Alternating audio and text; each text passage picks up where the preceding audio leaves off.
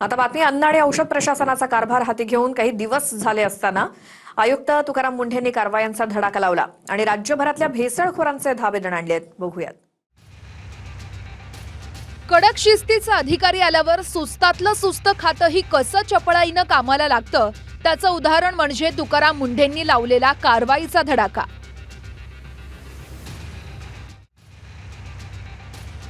अन्न आणि औषध प्रशासन खात्याच्या आयुक्तपदाची धुरा हाती घेताच मुंढेंनी राज्यभर कारवाया आणि धाडसत्र सुरू केलंय. एरवी फक्त दिवाळीतच भेसळयुक्त खवा मावा पकडणारं खातं म्हणून जो विभाग बदनामे त्याच विभागात आता 24 तास कारवाया सुरू झाल्यात. छत्रपती संभाजीनगरमध्ये आरोग्याला हानिकारक तुपाचे साठे जप्त करण्यात आले. पुण्यामध्ये केमिकलद्वारे आंबे पिकवणाऱ्या टोळीवर कारवाई झाली आहे. धाराशिवमधून 215 किलोचा हानिकारक खवा जप्त झालाय. पुण्यामध्ये विनापरवाना बनवला जाणारा 10.5 लाखांचा मैदा बेसन साठ्यावर जप्ती आली आहे. आंबेगावात 19 लाखांचा प्रतिबंधित गुटखा जप्त करण्यात आलाय. खेडमध्ये हिरव्या वाटाण्यासाठी कृत्रिम रंगाचा वापर करणाऱ्या टोळीवर कारवाई झाली आहे. 24 मे रोजी FDA द्वारे एकाच दिवशी वेगवेगळ्या जिल्ह्यांमध्ये 40 कारवाया झाल्या.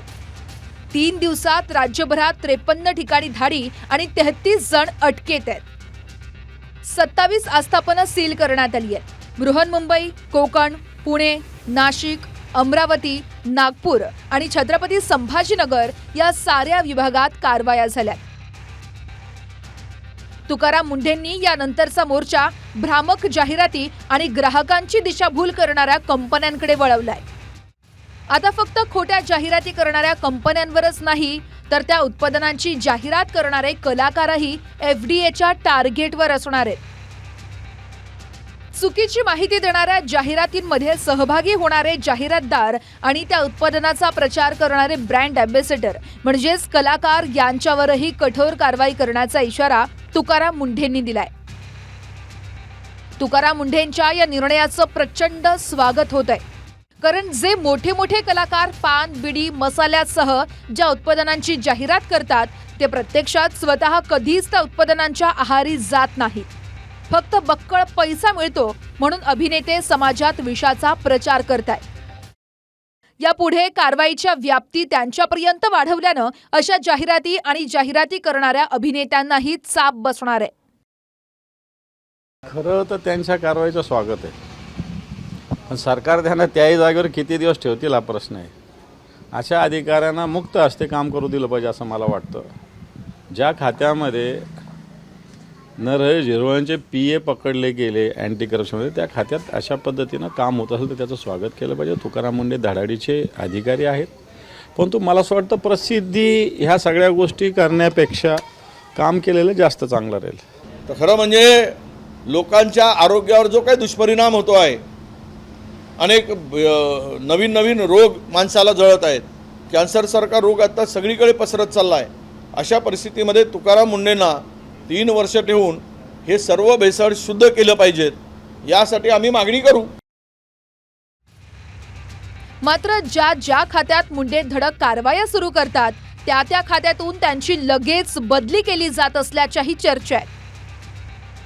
20 वर्षाच्या नोकरीत मुंढेंच्या हाती 24 वेळा बदलीचं पत्र मिळालंय. गेल्या वेळी त्यांच्या बदलीचा मुद्दा सभागृहातही गाजला. ज्ञानबा हरी तुकाराम घरी, बोला भजन कीर्तन, ज्ञानबा तुकाराम म्हणाला. ज्ञानबा तुकाराम करताय आणि मूर्ख म्हणत आहे लोकांना. तुकारामला का घरी पाठवलं अध्यक्ष महोदय? त्याची नोट काय आहे? सभागृहापुढे आली पाहिजेत ही नोट. तेव्हा पटलावर दम असेल तर ठेवा. ज्ञानबा करत बसताय मूर्ख म्हणून महाराष्ट्राला. त्यामुळे अन्न औषध प्रशासन खात्यात मुंढे किती काळ टिकतात किंवा त्यांना किती काळ टिकू दिलं जातं असाही प्रश्न विचारला जातोय. Bureau report, TV9 Marathi.